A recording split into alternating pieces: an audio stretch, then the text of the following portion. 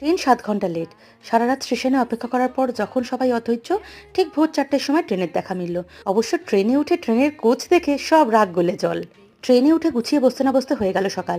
এখানে মেয়ের থেকে শিখে নিচ্ছিলাম জেনজিরা কিভাবে চা খায়। শেষমেশ হলো না, নিজের স্টাইলে ফিরে এলাম। ভাই আর মেয়ের ব্রেকফাস্টের জন্য ট্রেন থেকে নিয়ে নিয়েছিলাম ব্রেড আমলেট। আমি আর মা আমার মুড়ি প্রিয় বাঙালি বরের সাথে খেয়ে নিয়েছিলাম মুড়ি মাখা। ট্রেন চললে তো মুখ চালাতে হবে, তাই বালাসোর স্টেশন থেকে কিনে নিয়েছিলাম কিছু টুকিটাকি। লাঞ্চে জিরা রাইস আর চিকেন। হাত ধুতে গিয়ে সর্বনাশ। ট্রেনে জাগুয়ারের কল, ভাবা যায়? ট্রেনে কিভাবে নিশ্চিন্তে ঘুমাতে হয় এই জার্নিতেই দাদাটার কাছ থেকে সেটা আমি শিখে নিয়েছিলাম। যেহেতু সাউথে যাচ্ছিলাম তাই ট্রেন থেকে আমার আর ভাইয়ের ট্রেনিং স্টার্ট হয়ে গেছিল ইডলি বড়া খাবার। এত কিছু যখন খেলাম, আইসক্রিমটা আবার বাদ যায় কেন?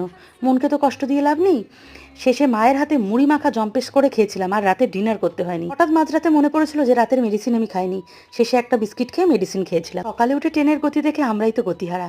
এই গতিতে কিভাবে কাঠপাটি পৌঁছালাম সেটা দেখতে হলে আমার চ্যানেলে বড় ব্লগটা দেখে নিতে হবে। ভিডিওটা ভালো লাগলে একটা লাইক করে দিও।